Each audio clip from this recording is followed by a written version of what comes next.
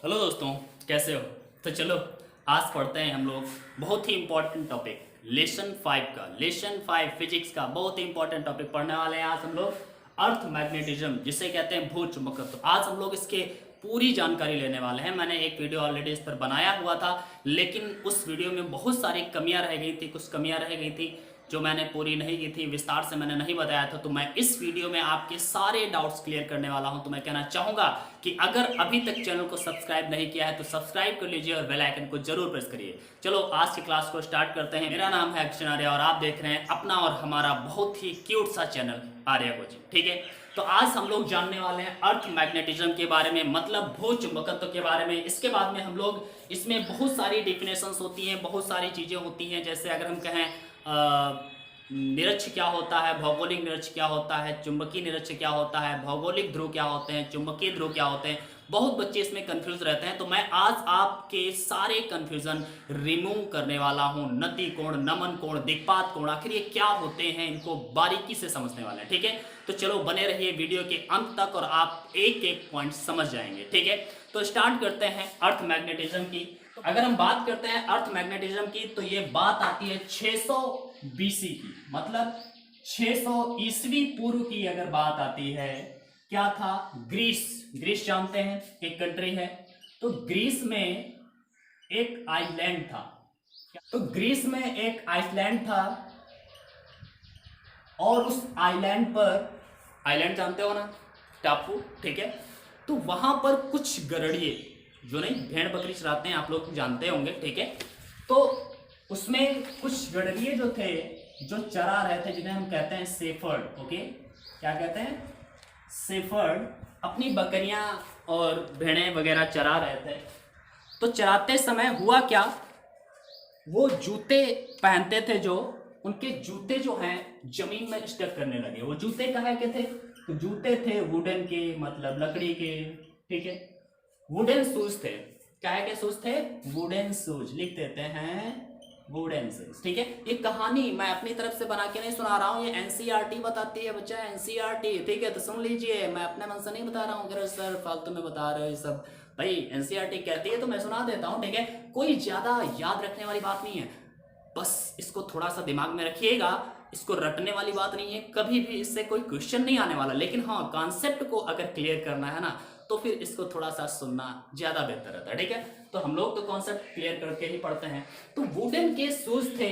हुए क्या, वुडन के शूज उस समय, अच्छा होता क्या था उस समय, होता क्या था कि वुडन के शूज थे, वो बनाए कैसे जाते थे? पहले गम वगैरह नहीं थे चिपकाने के लिए कि ऐसे चिपका दे। आजकल तो हम लोग गम वगैरह का इस्तेमाल करते हैं, फेविकोल है, जिससे चिपका देते हैं तो कभी छूटेगा ही नहीं, ऐसा बंधन बन जाता है। ठीक है, लेकिन उस समय ऐसा कुछ नहीं उपलब्ध था। तो वहां पर कीलें यूज की जाती थी, मतलब लोहे की कीलें यूज की जाती थी। ठीक है, तो वहां पर आयरन नेल्स थे, विद, कह सकते हैं, आयरन नेल्स।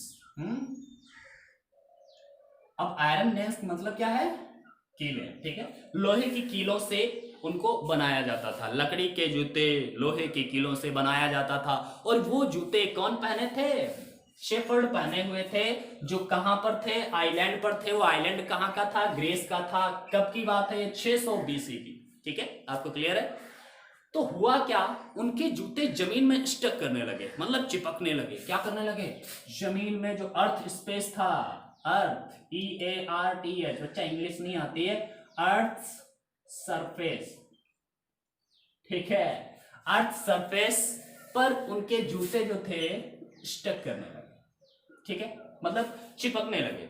तो इससे हुआ क्या, इससे फिर उसके बारे में जानकारी जुटाने लगे लोग। आखिर क्या हुआ? फिर बहुत सारे रिसर्चेज हुए और रिसर्चेज होने के बाद में आजकल हमें पता है, क्या पता है? आजकल हमें ये पता है कि बार मैग्नेट जो होती है, आप लोग जानते हैं, जिसे हम क्षण चुंबक कहते हैं। क्या?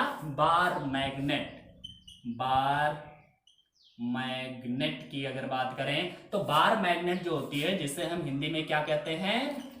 क्षण चुंबक। ठीक है, क्षण चुंबक। अगर हम इसको स्वतंत्रता पूर्वक लटका दें, ठीक है, अगर हम ऐसे इसको किसी भी, जैसे मान लिया ये बार मैग्नेट है, ठीक है, इस तरह से इलेक्ट्रिक डाइपोल टाइप का होता है, मैग्नेटिक डाइपोल से हम कह सकते हैं। तो इसको हम स्वतंत्रता पूर्वक अगर हम लटका दें और इसको घुमा करके छोड़ दें तो वो वापस में जब जब भी वो रुकेगी, घूमते घूमते वास्तव में कभी ना कभी तो रुकेगी ना, रुकना तो काम ही है भाई, वो रुकेगी जरूरी है। जब वो रुकेगी तो हमेशा वो एक ही डायरेक्शन में रुकती है, नॉर्थ साउथ डायरेक्शन में ही वो रुकती है।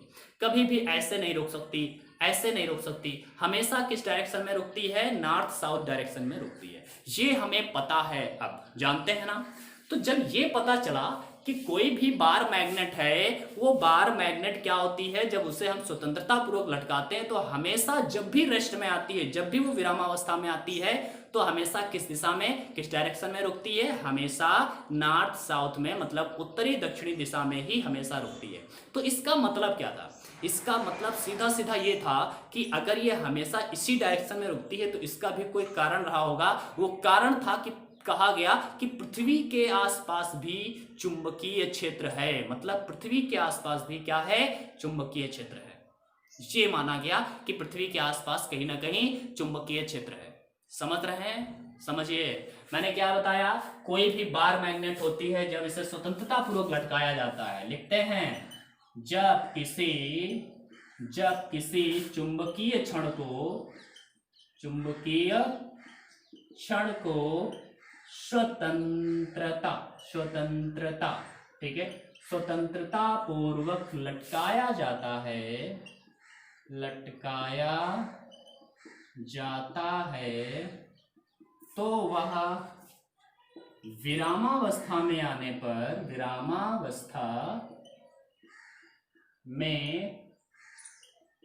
पर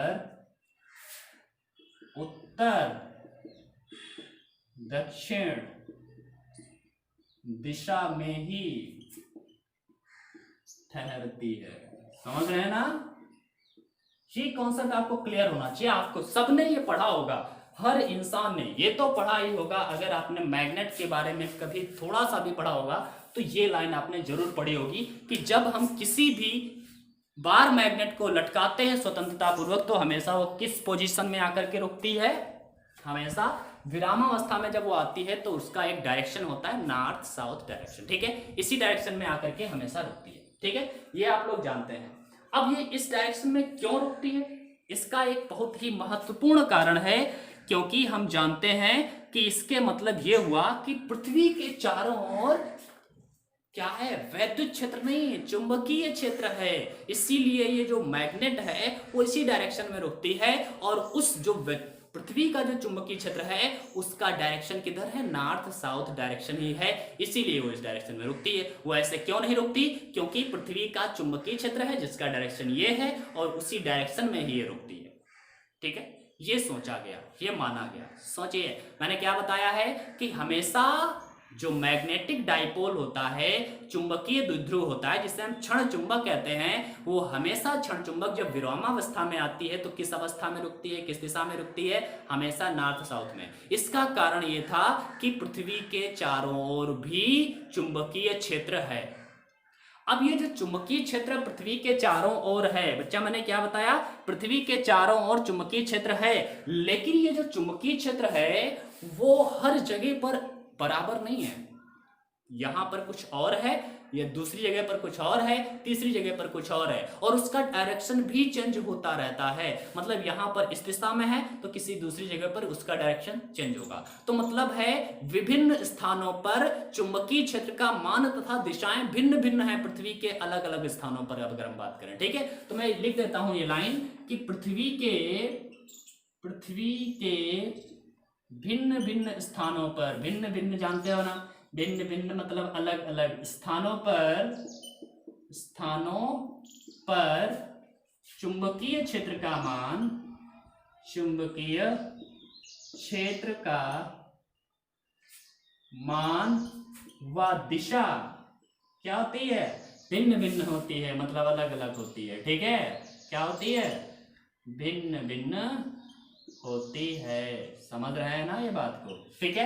मतलब हर जगह पर, पृथ्वी के हर जगह पर, हर सतह पर समान वैद्युत क्षेत्र नहीं होता है, समान चुंबकीय क्षेत्र नहीं होता है, और उसका डायरेक्शन भी एक जैसा नहीं होता है, अलग अलग। अब ये ना कहो कि यहाँ पर अलग है यहाँ पर अलग है, भाई इतनी दूरी पे उसका डायरेक्शन थोड़ी चेंज हो जाएगा, पृथ्वी छोटी मोटी तो है नहीं, यहाँ पर अलग है। उत्तरी ध्रुव में अगर जाओगे, अगर हम बात करते हैं जैसे 100-200 किलोमीटर जाओगे तो यार थोड़ा बहुत चेंजमेंट आएगा उसका डायरेक्शन का, ठीक है।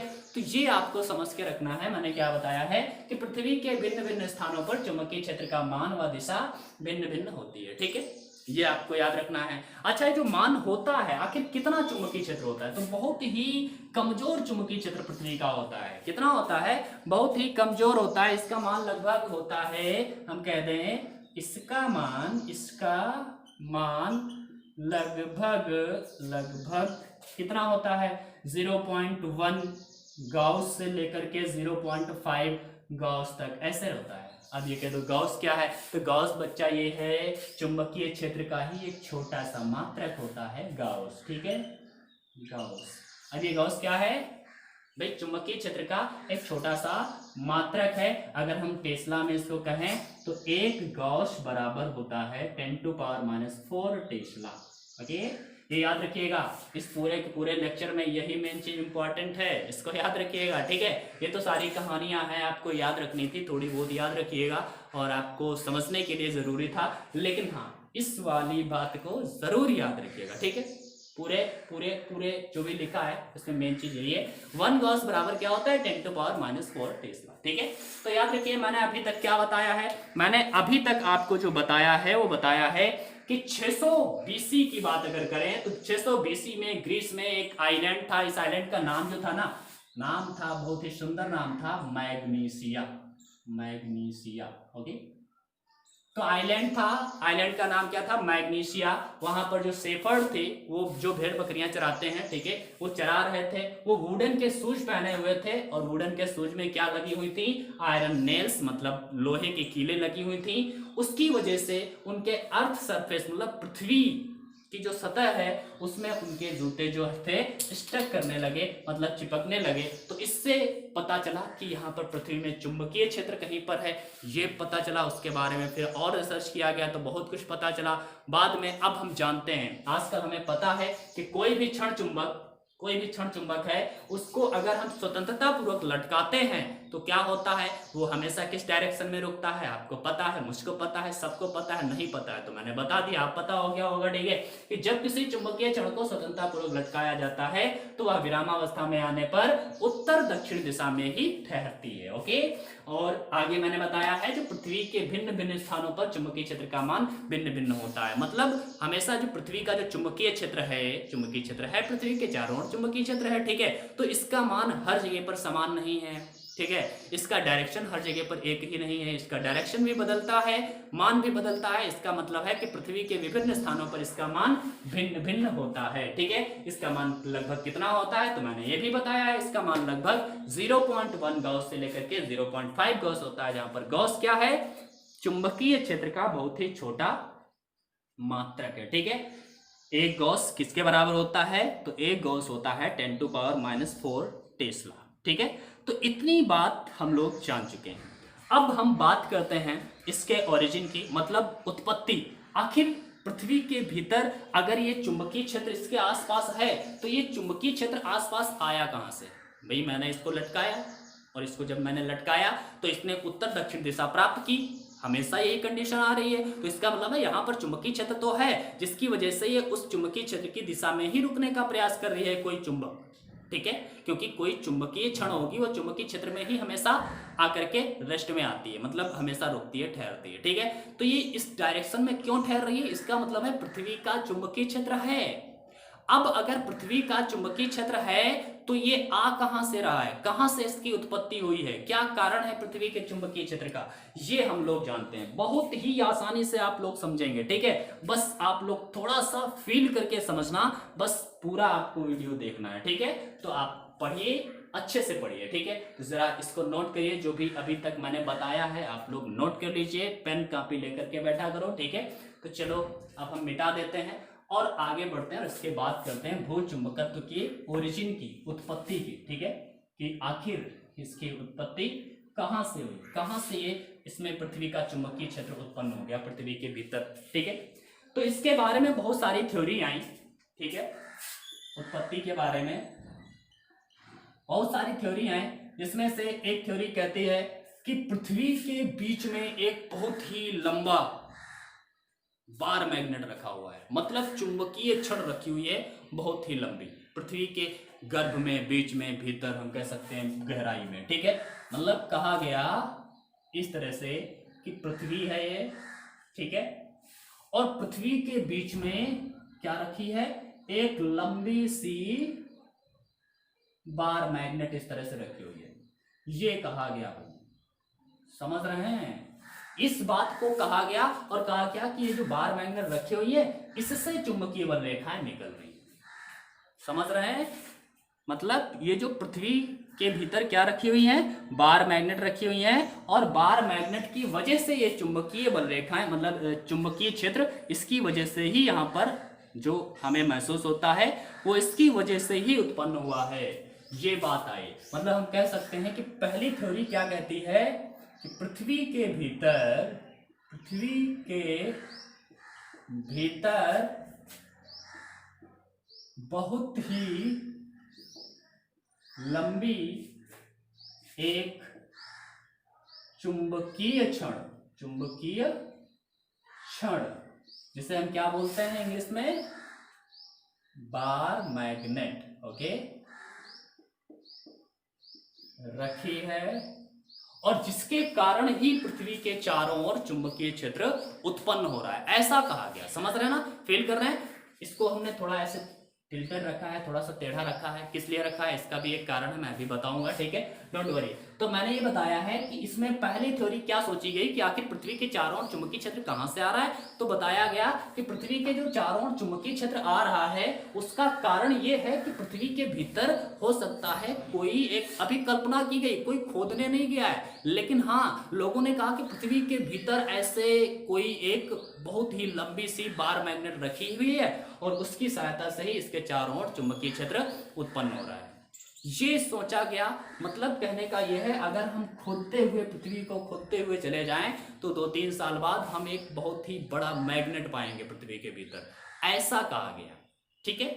लेकिन इसके बाद में ये थ्योरी हो जाती है फेल। क्या होती है, फेल हो जाती है। मतलब इस थ्योरी को फेल कर दिया गया। और क्यों फेल हो गई बताओ, क्यों फेल हो गई?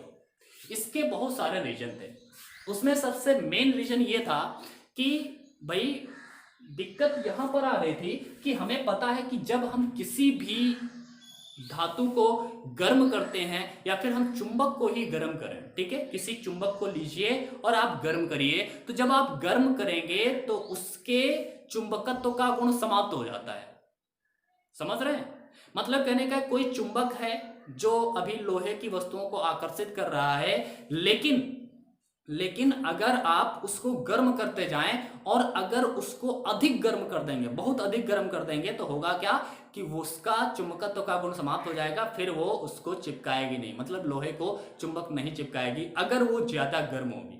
समझ रहे हैं? इसका मतलब है गर्म करने पर चुंबक के भीतर चुंबकत्व का गुण समाप्त हो जाता है और दोबारा उसको ठंडा कर दिया जाए तो फिर उसका गुण वापस आ जाता है। ये भी बात है, ठीक है। तो याद रखिए कि अगर कोई बहुत ही गर्म वस्तु है, मतलब गर्म चुंबक है, तो उसमें चुंबकत्व का गुण समाप्त हो जाएगा, ठीक है।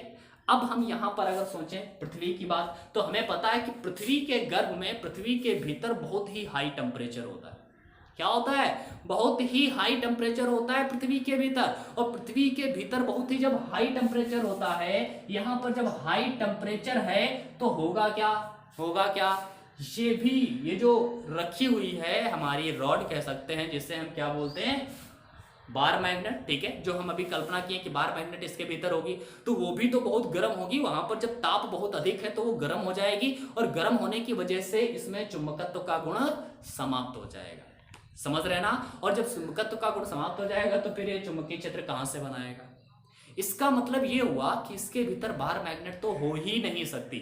अगर बार मैग्नेट होती तो उसका चुंबकत्व का गुण सो ही नहीं होगा, क्योंकि पृथ्वी के भीतर बहुत अधिक गर्मी है।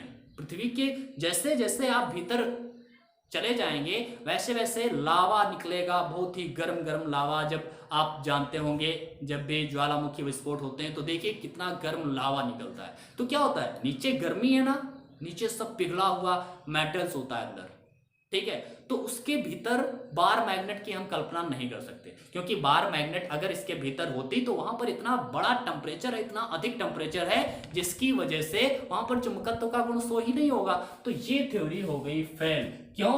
बिकॉज ऑफ हाई टेम्परेचर, कि पृथ्वी के भीतर क्या है, पृथ्वी के भीतर का ताप क्यूरी ताप से बहुत अधिक होता है, क्यूरी ताप से बहुत अधिक होता है। समझ रहे हैं ना? क्यूरी ताप क्या है? तो क्यूरी ताप ये है जिस ताप पर किसी भी चुंबकत्व का गुण धीरे धीरे समाप्त होना स्टार्ट हो जाता है। और जब हम क्यूरी ताप से ऊपर जाते हैं तो चुंबकत्व का गुण धीरे धीरे कम होने लगता है। बहुत अधिक हो जाएगा तो चुंबकत्व का गुण बिल्कुल समाप्त हो जाएगा।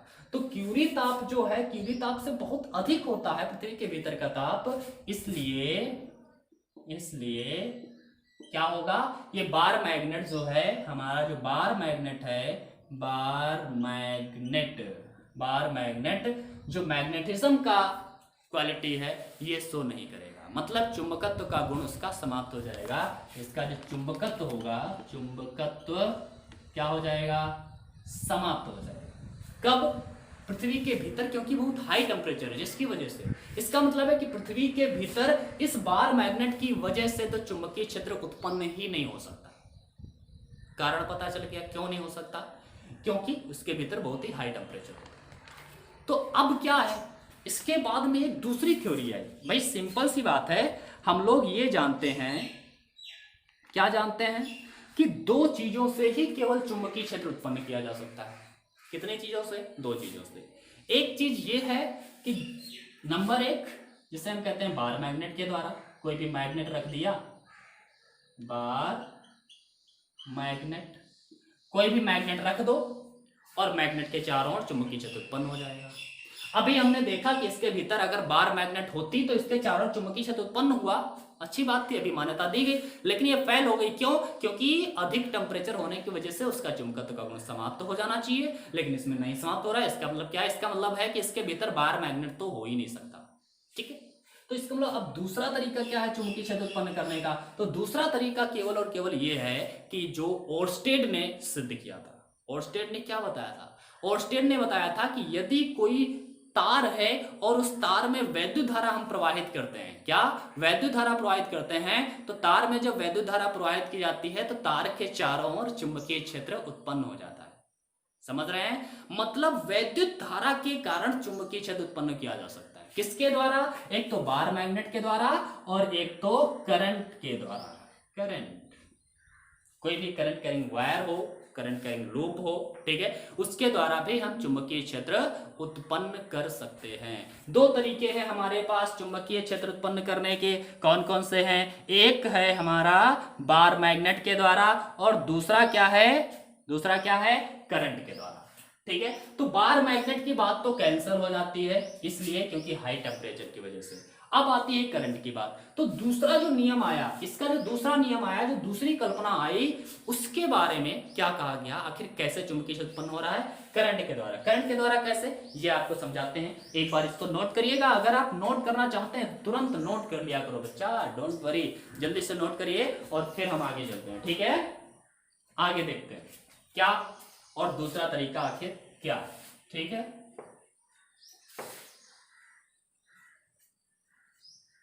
तू ही है जन्नत मेरी, तू ही दिल का आशिकू। भाई फिजिक्स की बात कर रहे हैं, फिजिक्स की, फिजिक्स ही जन्नत है। जान गए ना तो बहुत ही इंटरेस्टिंग सब्जेक्ट है, मजा आता है, ठीक है। तो आराम से पढ़िए, और इतनी गर्मी है कि हमें पढ़ाने में भी मजा आ रहा है। भाई गर्मी में पढ़ाने में मजा अपना कुछ हल्की है। लाइक कर देना यार, थोड़ी मेहनत कर रहे हैं, पसीना आ रहा है, फैन भी यहाँ पर नहीं है, समझ लो। चलो, तो दूसरी बात क्या मैंने बताई है कि अब हम किसके द्वारा उत्पन्न करने वाले हैं? वैद्युत धारा के द्वारा चुंबकीय क्षेत्र उत्पन्न हो रहा है। कैसे, इसका कैसे मतलब हम कर सकते हैं। तो बताया गया पृथ्वी के भीतर क्या है, पृथ्वी के भीतर जो है बहुत ही तीव्र टेम्परेचर है, बहुत ही अधिक टेम्परेचर है। बहुत अधिक टेम्परेचर होने की वजह से इसमें जो पृथ्वी के गर्भ में जो भी मेटल्स हैं, लोहा है, निकिल है, ये सारी चीजें पिघली हुई अवस्था में रहती हैं। किस अवस्था में रहती हैं? पिघली हुई अवस्था में रहती हैं। जब भाई ज्वालामुखी विस्फोट होता है तो लोहा ऐसे थोड़ी निकल आता है, इतना बड़ा लोहा निकल आया, ऐसा नहीं होता है। क्या होता है? वो पिघली हुई अवस्था में लावा के रूप में निकलता है, ठीक है। उसमें बहुत सारे खनिज होते हैं, लोहा होता है, निकिल होता है, फास्फोरस होता है, दुनिया होती है, धारी होती है, दुनियादारी नहीं, ठीक है। तो समझ रहे हैं ना? तो इसके भीतर मेटेलिक बहुत सारी चीज होती हैं जो पिघली हुई अवस्था में होती है। अब अधिक टेम्परेचर होने की वजह से होता क्या है कि हर मेटल, जैसे मान लिया लोहा है, तो लोहे के परमाणु की अगर हम बात करें तो लोहे के परमाणु में जो इलेक्ट्रॉन उपस्थित होते हैं वो उत्तेजित रहते हैं, बहुत ही अधिक इनर्जेटिक होते हैं। क्यों? क्योंकि वहां पर टेम्परेचर बहुत हाई है, हाई टेम्परेचर है, तो वहां से जो इलेक्ट्रॉन है वो क्या करते हैं बताइए भाई। तो इलेक्ट्रॉन जो है वो बहुत ही इनर्जेटिक होते हैं और वो उत्तेजित होकर के उस परमाणु को छोड़ देते हैं। जैसे मान लिया कि यहां पर एक इलेक्ट्रॉन है, सॉरी एक परमाणु है, और परमाणु ने एक इलेक्ट्रॉन निकल गया क्योंकि उत्तेजित हो गया। क्यों उत्तेजित हो गया? क्योंकि उसके पास एनर्जी बहुत है। एनर्जी क्यों बहुत है? क्योंकि हाई टेम्परेचर। भाई यहां पर पिघली हुई अवस्था में बहुत सारे मेटल्स हैं, ठीक है, जिसके जहां पर बहुत ही तीव्र, बहुत ही उच्च ताप है। उस उच्च ताप की वजह से इलेक्ट्रॉन्स जो उसमें उपस्थित होते हैं वो एनर्जेटिक होते हैं, वो उत्तेजित होते हैं, और उत्तेजन के कारण वो इसको छोड़ करके, परमाणु को छोड़ करके निकल जाते हैं, और यहाँ पर बचता है पॉजिटिव चार्ज, जिसे हम कैटायन कहते हैं। बोलते हैं क्या? कैटायन। ओके, कैटायन मतलब ये आयन बना देते हैं, ठीक है। अब इसके भीतर आयन जो है वो क्या करते हैं, ध्यान से देखिए। आयन जो है क्या करते हैं? पृथ्वी क्या करती है? रुकी तो नहीं है एक जगह पर, ऐसा रुकी हुई है, ऐसा नहीं है भाई, जानते हो ना, पृथ्वी रुकी हुई है, हम घूम नहीं रहे भाई। तुम सोच रहे हो कि पृथ्वी घूम रही है, भाई याद रखिए कि पृथ्वी है हमेशा कंटिन्यूअसली चक्कर लगाती रहती है। आप सोच रहे होगे सर जी आप झूठ बोल रहे हो, चक्कर कहाँ लगाती है? अगर चक्कर लगाती है तो हम भी घूम रहे होते। बच्चा, हमें महसूस नहीं होती है क्योंकि हमारे आसपास का सारा वातावरण घूम रहा है, ठीक है। इसलिए मतलब कहने का ये है, क्या है आप समझ रहे हैं? आप लोग जानते होंगे ना, पृथ्वी तो हमेशा घूमती है, वो रोटेट हो रही है। तो ऐसे पृथ्वी जब रोटेट होगी तो इसका मतलब है इसके भीतर जो मेटेलिक आयंस हैं, आयंस कहां से बन गए? क्योंकि बहुत ही अधिक टेम्परेचर था, इलेक्ट्रॉन निकल गए, आयन बन गए, ठीक है।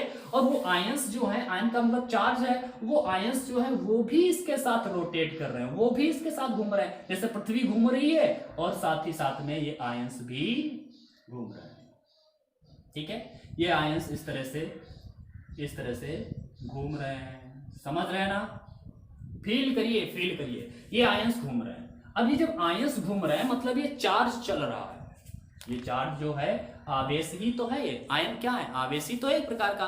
अब ये आवेश चल रहा है, आवेश चलने का मतलब है जब आवेश चलता है तो क्या बनाता है? वैद्युत धारा बनाता है। इसका मतलब है अगर ये आवेश चल रहा है तो इसने क्या बनाया होगा? वैद्युत धारा बनाया होगा। और ये इस डायरेक्शन में इस तरह से चल रहा है, जैसे हम कह सकते हैं कि ये एक करंट कैरिंग लूप जैसा बना रहा है, एक लूप के टाइप का बन रहा है कि नहीं है? इस टाइप का लूप होता है ना, तो ये लूप जैसा बन रहा है और जिसमें इस तरह से करंट फ्लो हो रहा है, ऐसे बह रही है, ठीक है।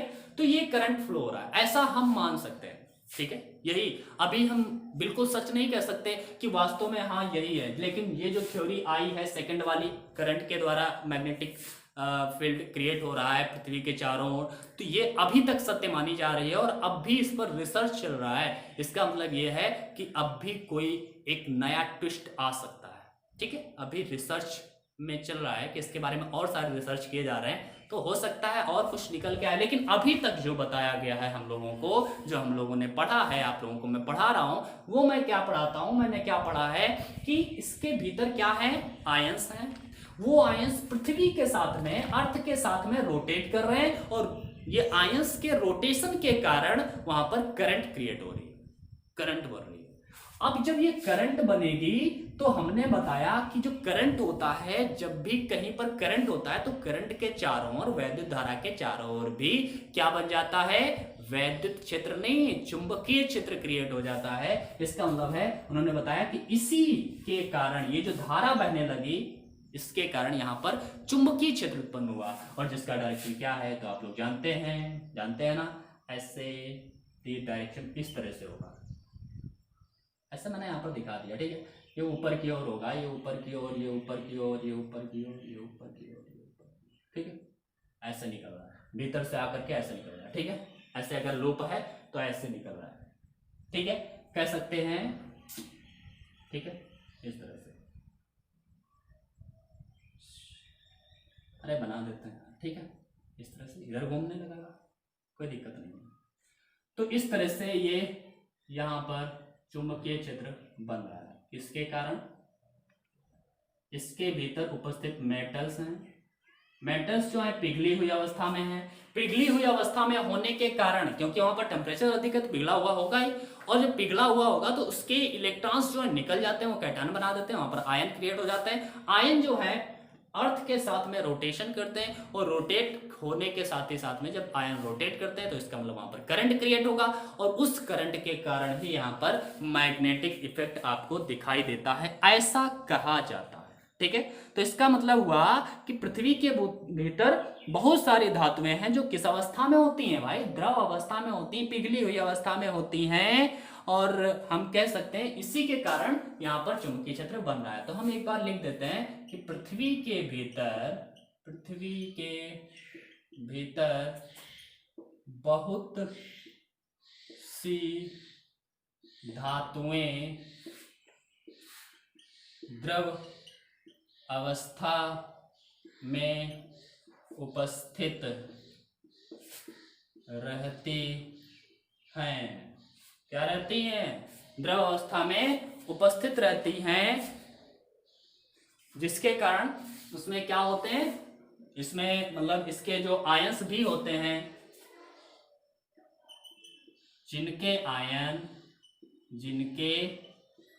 आयन जो होते हैं क्या करते हैं, अर्थ के साथ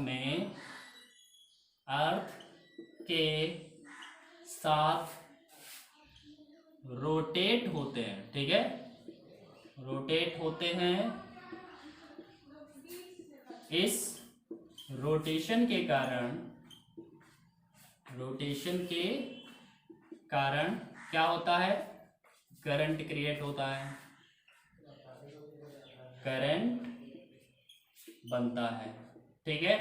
और इस करंट के कारण क्या होता है, हमारा इलेक्ट्रिक फील्ड उत्पन्न होता है। तो ये बात आपको समझ में आ रही होगी जो मैंने अभी तक समझाया कि पृथ्वी के भीतर बहुत सारी धातुएं हैं जो पिघली हुई अवस्था में रहती हैं, जिनके आयन होते हैं। आयन क्यों होते हैं, क्योंकि वहां से इलेक्ट्रॉन निकल जाता है, उत्तेजित अवस्था में होते हैं, बहुत टेम्परेचर अधिक होने की वजह से, ठीक है, इलेक्ट्रॉन निकल जाता है, वहां पर आयन बन जाता है, कैटायन बन जाता है, और वो आयन जो होते हैं वो रोटेट होते हैं अर्थ के साथ ही साथ में, जिसके कारण वहां पर करंट बनता है, और इस करंट की वजह से ही क्या बनता है, वहां पर मैग्नेटिक फील्ड क्रिएट हो जाता है, मतलब चुंबकीय क्षेत्र बन जाता है, ठीक है। ये हम लोगों ने अभी तक जाना। तो अब हम लोग जानते हैं अगर ये मैग्नेटिक फील्ड है, अगर ये मैग्नेटिक फील्ड अर्थ के चारों ओर है तो मैग्नेटिक फील्ड लाइंस भी होनी चाहिए। तो ये मैग्नेटिक फील्ड लाइंस किधर से किधर है, किस तरह से बनेगी अर्थ के चारों ओर, ये भी हम लोग अभी जानते हैं, ठीक है। तो इसको अगर आप नोट करना चाहते हैं थोड़ा सा भी तो नोट कर लीजिए जल्दी से, और फिर हम चलते हैं आगे, देखते हैं कि आखिर मैग्नेटिक फील्ड लाइंस जो हैं पृथ्वी की वो कैसे होती हैं, और कहाँ हम देखते हैं कैसे निकलती हैं, कहाँ से निकलती हैं, कहाँ पर जाती हैं, ठीक है। तो अब देखते हैं आगे की बात। बच्चे आप पढ़ाई करते रहिए, सोच रहे हो सर चेतन तो कहते हैं पढ़ाई करते रहिए, मुझे खेलने का टाइम नहीं मिलता। बच्चा इंटर में हो, ठीक है, खेलना बंद करो, पढ़ाई करिए थोड़ा, बस कोई दिक्कत वाली बातें नहीं है ज़्यादा, ठीक है। Magnetic field lines of earth कहने का मतलब है पृथ्वी की चुंबकीय बल रेखाएं, ठीक है। हाँ, लिख देते हैं पृथ्वी की चुंबकीय क्षेत्र रेखाएं, चुंबकीय क्षेत्र रेखाएं, पृथ्वी की चुंबकीय क्षेत्र रेखाएं जो हैं आखिर ये क्या है और कैसे ये हम खींचेंगे, ध्यान से। ठीक है, तो हम पृथ्वी की चुंबकीय क्षेत्र रेखाओं को खींचने के लिए क्या करने वाले हैं भाई, एक निडल का इस्तेमाल करने वाले हैं जिसको हम कहते हैं मैग्नेटिक निडल। क्या? Magnetic needle, magnetic needle. ठीक है, मैग्नेटिक निडल। यार गलत तो नहीं है इंग्लिश, मेरी गलत होती है, बहुत ही इंग्लिश गलत होती है, तो आप लोग अपने हिसाब से देख लेना, मेरे चक्कर में मत रहिएगा। ठीक है, तो मैग्नेटिक निडल जो है जिसे हम हिंदी में क्या कहेंगे, चुंबकीय सुई। चुंबकीय सुई है भाई। ठीक है, ये चुंबकीय सुई क्या करती है, तो चुंबकीय सुई की एक खासियत होती है, मैंने अभी जो बताई, चुंबकीय सुई इस टाइप की है। मान लिया कि ये है चुंबकीय सुई, इस टाइप की होती है। ठीक है, इस टाइप की। इसका एक पोल होता है नॉर्थ, एक होता है साउथ। ठीक है, और इसकी एक खासियत होती है कि अगर इसको कभी भी किसी भी चुंबकीय क्षेत्र में लटकाया जाएगा स्वतंत्रता पूर्वक, तो वह हमेशा नॉर्थ और साउथ डायरेक्शन में ही आके रुकेगी। एक और खासियत याद रखिए, इसका जो नॉर्थ पोल है वो चुंबकीय क्षेत्र की दिशा में ही हमेशा रुकता है। मतलब नॉर्थ पोल किस डायरेक्शन में होगा, चुंबकीय क्षेत्र की दिशा में। अगर चुंबकीय क्षेत्र इस दिशा में है तो नॉर्थ पोल इस डायरेक्शन में, चुंबकीय क्षेत्र इस दिशा में है तो नॉर्थ पोल इस डायरेक्शन में, साउथ वाला पीछे की ओर। समझ रहे हैं ना? तो हमेशा इसका जो नॉर्थ पोल है मैग्नेटिक नीडल का, वो हमेशा किस डायरेक्शन में रहेगा, चुंबकीय क्षेत्र या चुंबकीय क्षेत्र रेखा जो है उसकी डायरेक्शन में, जिस ओर वो चुंबकीय क्षेत्र रेखा जा रही होगी उस डायरेक्शन में।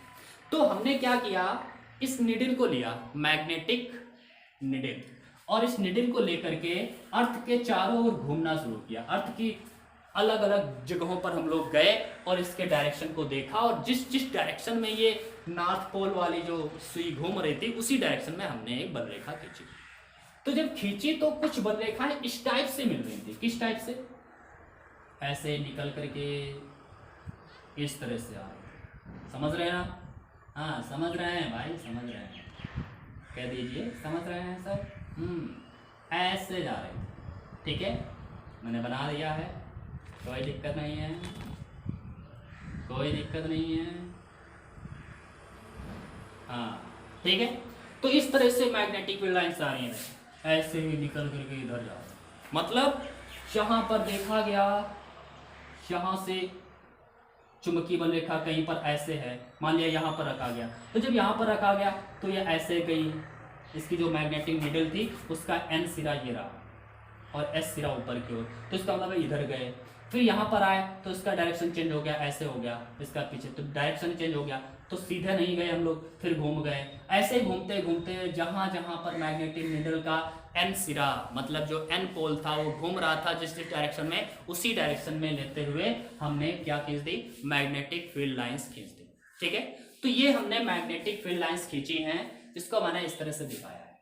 अब ये जो मैग्नेटिक फील्ड लाइंस हैं, ध्यान से देखिए, मैग्नेटिक फील्ड लाइंस हैं, ये हमने इस तरह से इसमें दिखाया है, आपको समझ में आ रहा होगा। अब आगे की अगर हम बात करें, मैंने मैग्नेटिक फील्ड लाइंस तो खींच दी, लेकिन देखा गया कि जो मैग्नेटिक फील्ड लाइंस जो हैं वो एक कह सकते हैं कि बार मैग्नेट की भांति ही व्यवहार कर रहे थे।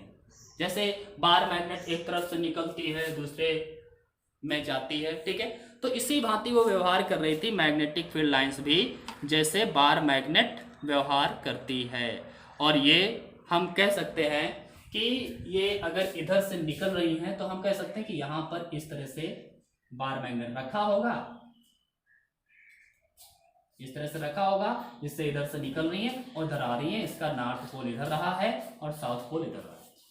ये सोचना पड़ा, वास्तव में यहाँ पर क्या है, वास्तव में यहाँ पर कोई चुंबक नहीं है, वास्तव में यहाँ पर कोई चुंबक नहीं है, कोई बार मैग्नेट नहीं है, ये हम केवल इमेजिनरी बार मैग्नेट मान सकते हैं, क्योंकि काल्पनिक यहाँ पर द्विध्रुव मान सकते हैं, काल्पनिक क्षण चुंबक रखी हुई है। हमने कल्पना कर लिया अगर ऐसे होगा, समझने के लिए कि ऐसा होगा, इसलिए यहाँ से निकल करके ऐसे जा रही है। ठीक है, ये हमको समझ में आ रहा है, समझिए, अगर नहीं आ रहा है तो समझने की कोशिश करिए भाई। मैंने क्या बताया कि जो पृथ्वी की चुंबकीय क्षेत्र रेखाएं हैं क्षण चुंबक की भांति ही तो व्यवहार कर रही हैं, जैसे क्षण चुंबक चलती हैं वैसे ही चुंबकीय बल रेखाएं भी चल रही थी। और ये कैसे चल रही थी, तो हमने देखा यहां से निकल करके ऐसे आ रही है, तो इसका मतलब क्या हुआ, तो इसका मतलब ये हुआ कि सिंपल सी बात है, यहां पर हम समझ रहे हैं कि यहां पर ऐसे कोई बार मैग्नेट रखा होगा जिसके एन सिरे से निकल करके और एस सिरे में प्रवेश कर रही है, इस तरह से निकल रही है। तो हमने यहां पर देखा कि जब बार मैग्नेट को हमने हर जगह पर रख करके देखा तो 2 पॉइंट ऐसे निकले। हम यहां पर लिख देते हैं कि चुंबकीय क्षेत्र रेखाएं, पृथ्वी की चुंबकीय क्षेत्र रेखा है ना, पृथ्वी की चुंबकीय क्षेत्र रेखाएं, चुंबकीय क्षेत्र रेखाएं क्या करती हैं, तो पृथ्वी की जो चुंबकीय क्षेत्र रेखाएं हैं वो क्षण चुंबक की भांति ही व्यवहार करती हैं। क्षण चुंबक की क्षेत्र रेखाओं के भांति ही हैं।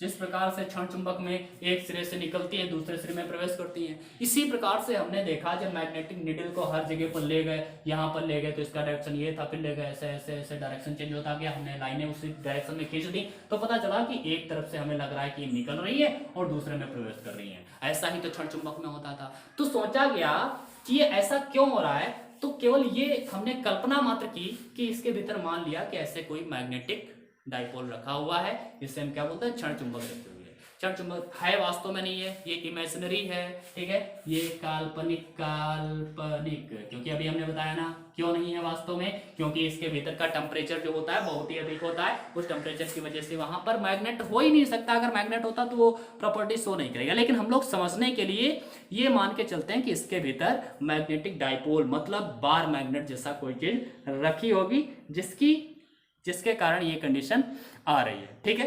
तो अब देखा क्या जाता है, जब भी हमने ये कंडीशन की और उसके बाद में जो हमने क्या देखी, निडिल, जब निडिल को हमने हर जगह पर रख के देखा तो देखा 2 जगह पर निडिल जो थी वो ऊर्ध्वाधर हो जाती थी। 2 जगह पर, पृथ्वी के 2 स्थानों पर जो मैग्नेटिक निडल थी वो जस्ट ऊर्ध्वाधर हो गई, ठीक है। मतलब पृथ्वी के 2 स्थानों पर चुंबकीय सुई ऊर्ध्वाधर हो जाती है। कहां कहां, तो पहला स्थान तो ये है भाई, यहां पर आया। हुआ क्या, मैग्नेटिक, ये है हमारी अर्थ, ये हमारी अर्थ है, अर्थ का सरफेस ये है, ठीक है।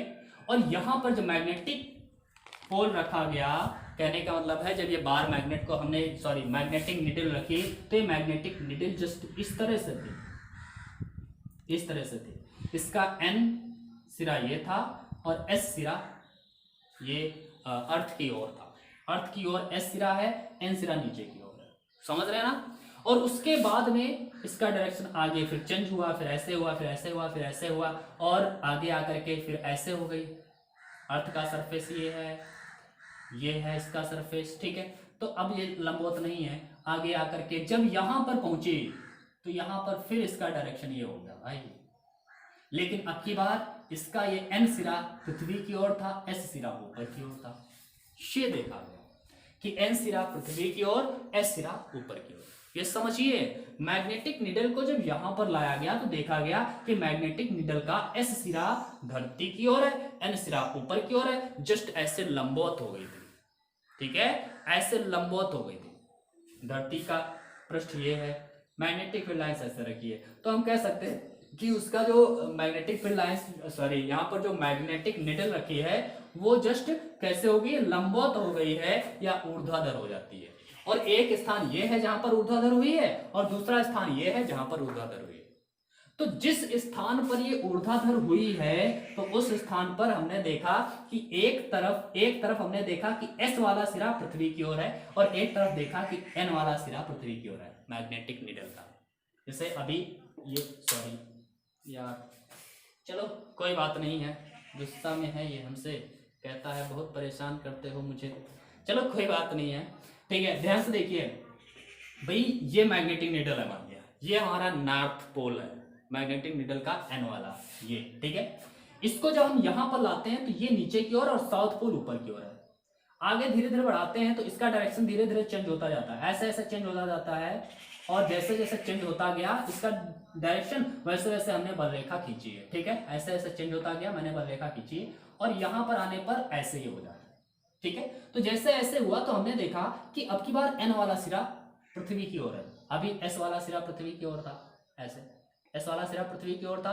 अब यहां पर आते ही एन वाला सिरा पृथ्वी की ओर है। तो जहां पर एस वाला सिरा पृथ्वी की ओर है इसको हम कहते हैं, एस मतलब साउथ है तो इसको हम बोलते हैं साउथ पोल। क्या है ये? साउथ पोल है, ये जो है हमारा साउथ पोल है, ठीक है। इसको हम क्या कहेंगे? South pole. यार आपको दिख रहा है कि नहीं दिख रहा है? South pole. लेकिन ये साउथ पोल कैसा है? मैग्नेटिक साउथ पोल है। कैसा? Magnetic south pole. Magnetic south pole मतलब SM मैंने व्यक्त कर दिया।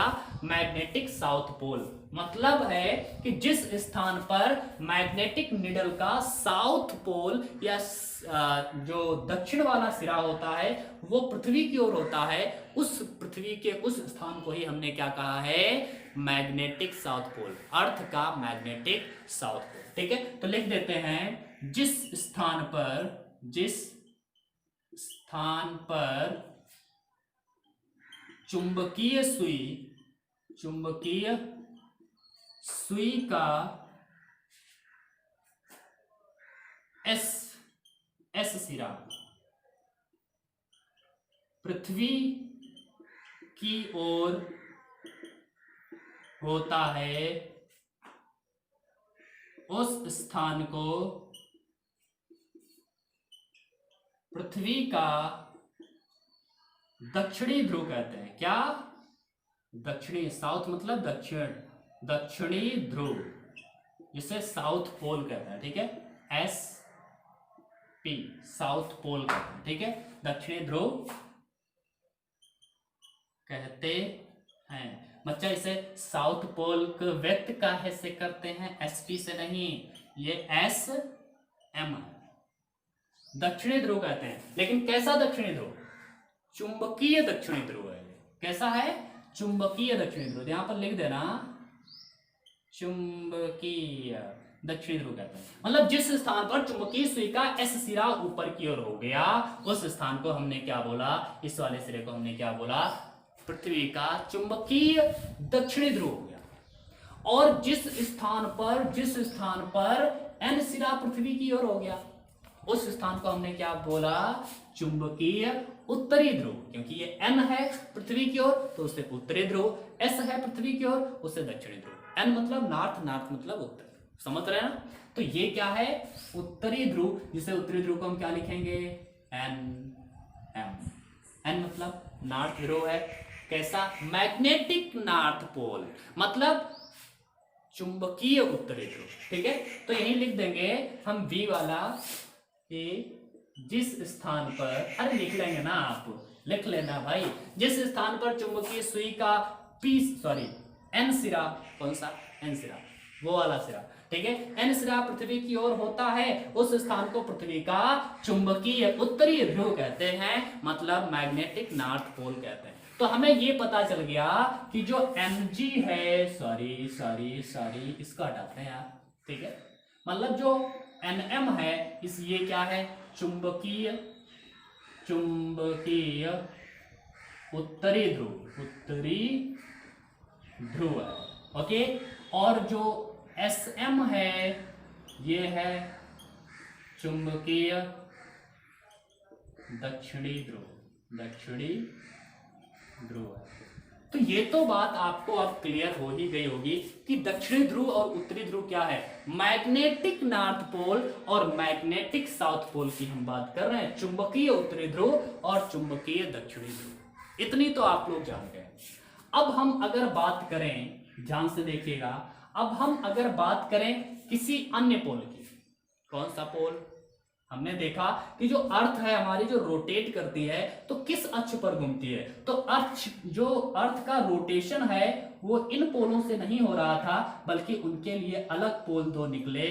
पता क्या, इस अक्ष में यहां पर ये अर्थ का रोटेशन पोल हम कह सकते हैं, ये अर्थ का रोटेशन पोल है, ठीक है। ऐसे पृथ्वी घूम रही है, तो ये वाला पॉइंट है हमारा, इस वाले पोल को हमने कहा नॉर्थ पोल। अब भाई नॉर्थ पोल तो ये भी था, लेकिन ये मैग्नेटिक नॉर्थ पोल था, ये मैग्नेटिक नॉर्थ पोल था, समझ रहे ना। और ये वाला जो है वो जियोग्राफिकल नॉर्थ पोल है, मतलब भौगोलिक उत्तरी ध्रुव। समझिए ये क्या है, भौगोलिक उत्तरी ध्रुव है। और ये वाला जो है ये है साउथ पोल, लेकिन कैसा, भौगोलिक साउथ पोल, मतलब जियोग्राफिकल साउथ पोल। समझ रहे हैं, मतलब ये भौगोलिक उत्तरी ध्रुव है और ये भौगोलिक दक्षिणी ध्रुव है। ये भौगोलिक नहीं, ये चुंबकीय दक्षिणी ध्रुव है और ये चुंबकीय उत्तरी ध्रुव है। तो चुंबकीय उत्तरी ध्रुव, चुंबकीय दक्षिणी ध्रुव, ये दोनों है, ठीक है। यहां पर भौगोलिक उत्तरी ध्रुव और भौगोलिक दक्षिणी ध्रुव, ये दोनों है। तो ये मेरे ख्याल से आप अब क्लियर हो गया होगा। इसमें बच्चे बहुत सारे कंफ्यूज रहते हैं कि कहां पर भौगोलिक ध्रुव होता है, क्या भौगोलिक ध्रुव होते हैं, क्या चुंबकीय ध्रुव होते हैं। तो मेरे ख्याल से आपको ये तो अब क्लियर हो गया होगा। मतलब ये जो Mg है, यहां पर मैं लिख भी देता हूं, Mg का मतलब है जियोग्राफिकल, जी का मतलब जियोग्राफिकल नॉर्थ पोल, मतलब भौगोलिक उत्तरी ध्रुव, ठीक है। और ये जो Sg है वो क्या है, Sg, ये है भौगोलिक दक्षिणी ध्रुव, ठीक है। तो ये दोनों बात मेरे ख्याल से आपको अब क्लियर हो गई होंगी। बच्चा क्लियर हुई कि नहीं हुई, हो गई ना। ये बात तो आपको क्लियर हो गई होगी कि भौगोलिक दक्षिणी ध्रुव और भौगोलिक उत्तरी ध्रुव आपको पता हो गया है। और मतलब जो मैग्नेटिक नॉर्थ पोल है, मतलब चुंबकीय उत्तरी ध्रुव और चुंबकीय दक्षिणी ध्रुव, ये भी आप अब समझ चुके हैं, ठीक है। अब हम आगे चलते हैं और आगे देखते हैं कुछ और बातें। इसको जरा हम मिटा देते हैं, दोबारा मैं इस फिगर को बनाऊंगा, आपकी बात विदाउट मैग्नेटिक फील्ड लाइंस के बनाऊंगा। मतलब ये यार घिच हो जाता है, ठीक है। तो हम लोग इसको हटा करके आपकी बात बनाते हैं, ठीक है। तो इसको आप लोग अगर लिखना चाहते हैं तो जल्दी से नोट करिए और फिर हम आगे बढ़ते हैं। जल्दी से करो भाई। कहो ना प्यार है, प्यार है फिजिक्स से प्यार है भाई, और किसी से नहीं। गलत मत सोचो यार, तुम लोग गलत सोचने लगते हो। कह दो गलत सर, हम नहीं सोच रहे हैं, आप सोच रहे हैं ना, ऐसा कहोगे। चलो हम लोग क्या देखते हैं, हमने अब यहाँ पर आपको समझाते हैं, जरा ध्यान से देखिएगा, समझने की कोशिश करिए। ये है हमारा अर्थ, ठीक है, और ये है रोटेशनल एक्सिस, मतलब जो घूर्णन अक्ष जिसे बोलते हैं ना, ऐसे रोटेट कर रही है। तो इसका ये वाला जो पोल है, इसको हमने क्या बोला था अभी, इसको क्या बोला था भाई, ये नॉर्थ पोल। जो कैसा, जियोग्राफिकल नॉर्थ पोल।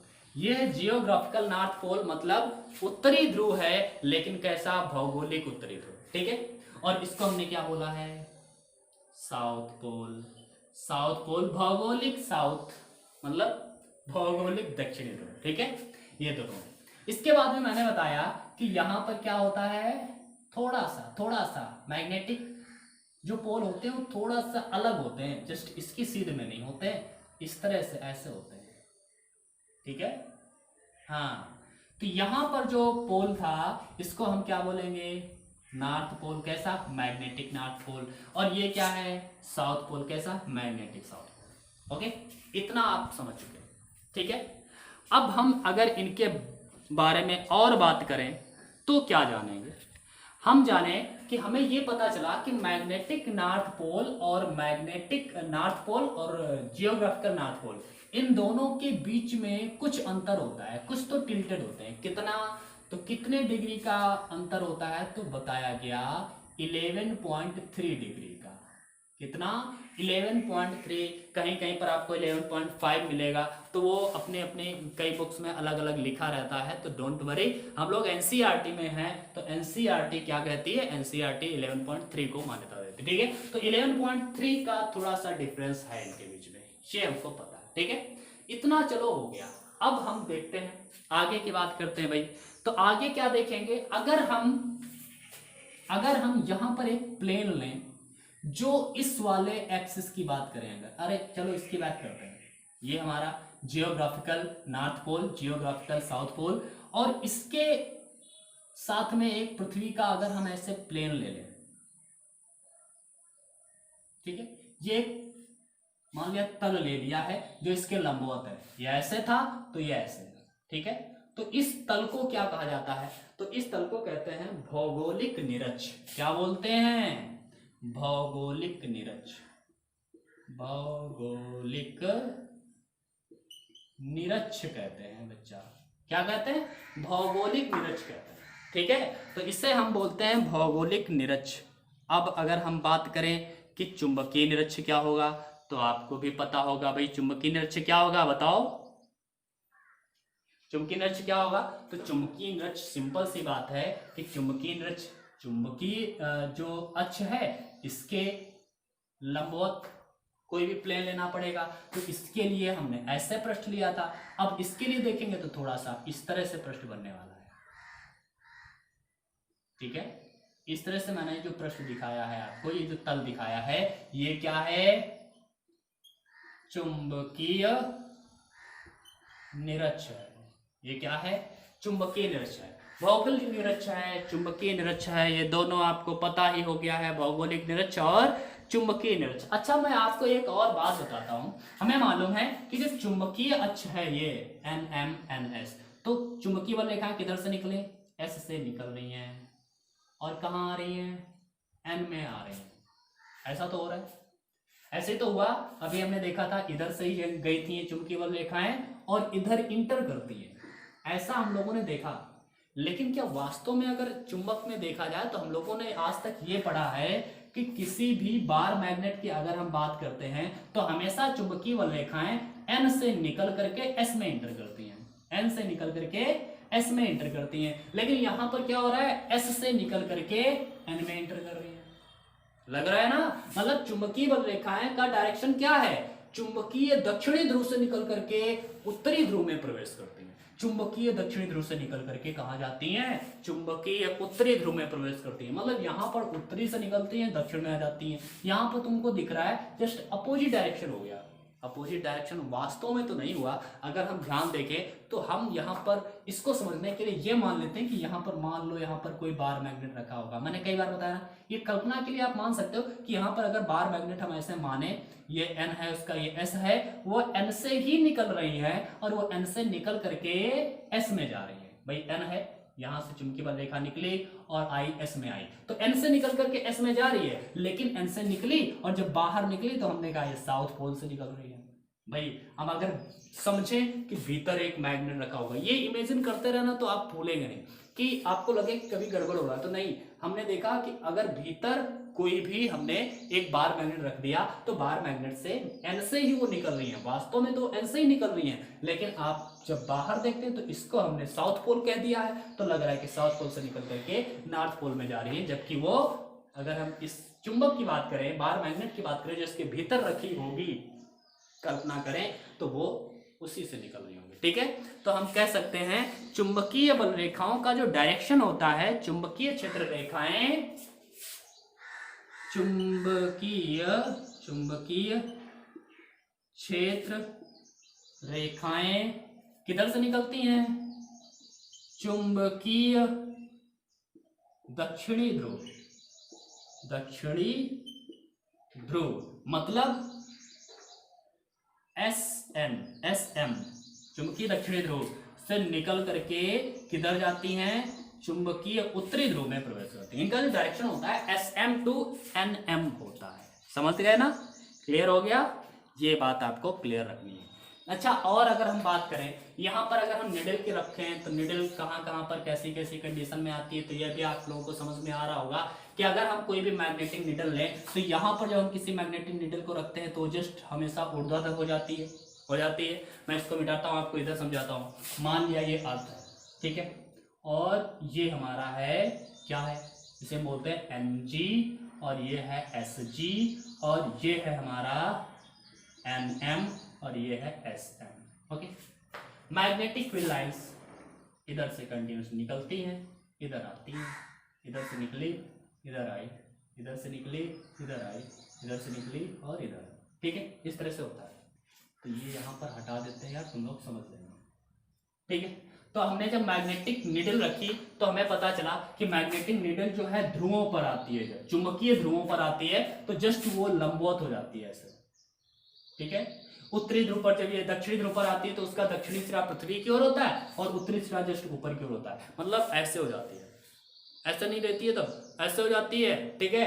और जैसे आगे बढ़ते जाते हैं तो उसका डायरेक्शन चेंज होता जाता है और यहाँ पर जैसे आती है, यहाँ पर अगर हम बात करें ध्रुवों पर की बात करें तो ध्रुवों पर तो ये कंडीशन होगी, लेकिन जैसे ही हम यहाँ पर आते हैं, इसके निरक्ष पर आते हैं, इसके निरक्ष की बात करिए यहाँ पर आते हैं, ठीक है। और जब इसके निरक्ष पर आएंगे, मतलब इस निरक्ष के सामने आते हैं तो यहाँ पर जैसे ही आएंगे, ठीक है, इस कंडीशन में, इस पोजीशन में, तो यहाँ पर देखिएगा मैग्नेटिक नीडल इस डायरेक्शन में होगी, ये N होगा, ये S होगा, इस डायरेक्शन में होती है क्योंकि इस दिशा में जा रही है। अब इस दिशा में जाएगी तो यहाँ पर अगर हम अर्थ के साथ में इसका एंगल देखें तो क्या होगा, जस्ट देखते हैं, बिल्कुल समांतर हो जाती है। यहाँ पर क्या थी, लंबवत थी, आगे जाने पर समांतर हो गई और फिर धीरे धीरे आ गई और फिर यहाँ पर लंबवत हो गई, समझ रहे हैं। तो इसका मतलब है कि किसी भी मैग्नेटिक पोल की अगर हम बात करेंगे तो मैग्नेटिक पोल्स पर ये जो लंबवत हो जाती है और निरक्ष पर जाते ही वह समांतर हो जाती है मैग्नेटिक फील्ड लाइंस, ठीक है। तो ये आपको तो समझ में आ ही रहा होगा, छोटी छोटी बातें हैं लेकिन इनको क्लियर करना बहुत ही जरूरी होता है। तो अभी तक हम लोगों ने इसमें क्या जाना है कि उत्तरी ध्रुव, दक्षिणी ध्रुव और भौगोलिक उत्तरी ध्रुव, भौगोलिक दक्षिणी ध्रुव और चुंबकीय उत्तरी ध्रुव, चुंबकीय दक्षिणी ध्रुव जान चुके हैं, ठीक है। इसमें ये हमने देखा है कि इनके बीच का कुछ अंतर भी रहता है, वो 11.3 डिग्री होता है, ठीक है। अन्य बुक में 11.5 भी मिल जाता है, कोई दिक्कत वाली बातें नहीं है। इसमें भौगोलिक निरक्ष और चुंबकीय निरक्ष भी जान चुके हैं, हमने ये भी देखा कि भौगोलिक निरक्ष पर और चुंबकीय निरक्ष पर चुंबकीय सुई हमेशा जस्ट समांतर हो जाती है पृथ्वी के सरफेस के साथ में, और अक्षों पर जो होती है जस्ट लंबवत होती है, ठीक है। तो ये हम लोगों ने जाना है। और हमेशा चुंबकीय क्षेत्र रेखा मैंने बताया है, चुंबकीय क्षेत्र रेखाएं चुंबकीय दक्षिणी ध्रुव से निकल करके चुंबकीय उत्तरी ध्रुव में जाती है, ठीक है। तो इतना आपको क्लियर हो गया है। अब हम इसके कुछ टर्म्स लेते हैं जो बहुत ही इंपॉर्टेंट हैं आप लोगों के लिए। तो अब इसके टर्म्स कुछ पढ़ते हैं और देखते हैं, इसके बारे में जानकारी हम लोग लेते हैं, ठीक है। तो इसको अगर कुछ बनाना हो, इसमें क्या बनाओगे यार, ठीक है। तो हम अब आपको कुछ टर्म्स के बारे में जानकारी देते हैं, बहुत ही इंपॉर्टेंट टर्म्स हैं। नंबर 1, नति कोण। आखिर ये नति कोण या नमन कोण जिसे इंग्लिश में कहते हैं एंगल ऑफ डिप, क्या होता है, ठीक है। नति कोण कहीं पर लिखा होता है, कहीं पर नमन कोण लिखा होता है, इंग्लिश में बोलें तो एंगल ऑफ डिप लिखा होता है। तो आखिर ये क्या होता है मैं आपको बताता हूं, ठीक है। क्या, एंगल ऑफ डिप मतलब नति कोण, नति कोण से क्या है, ठीक है। देखते हैं आखिर नति कोण क्या होता है। तो इसमें नति कोण को जानने के लिए सबसे पहले अगर हम बात करें एक सुई की, तो इसमें एक सुई को हम लोग जानते हैं, ये क्या होती है सुई की। अगर हम बात करें ध्यान से देखें, अगर ये हमारी अर्थ है, ये अर्थ है, ठीक है, और इस तरह से मैग्नेटिज्म, ये ऐसे बल रेखाएं हैं, इसकी क्षेत्र रेखाएं हैं, ठीक है। अरे दिखा दिया यार, ठीक है। तो ये अपने समझ के रखना, इसमें कोई दिक्कत वाली बात नहीं है। तो यहाँ पर एक डिप निडल होती है, डिप निडल, क्या, dip needle, sorry, dip needle कैसी होती है।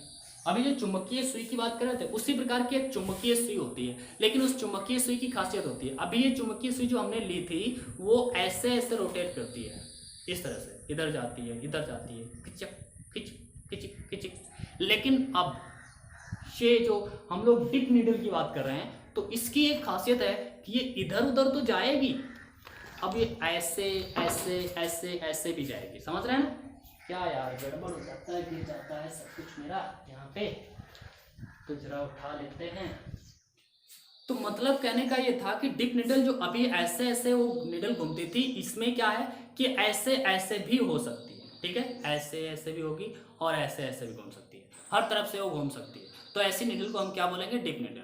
अब डिप निडल को जब पृथ्वी पर रखा गया, पृथ्वी के अलग अलग जगहों पर रखा गया, तो उसमें देखा गया वो अलग अलग एंगल बना रही है पृथ्वी के साथ में।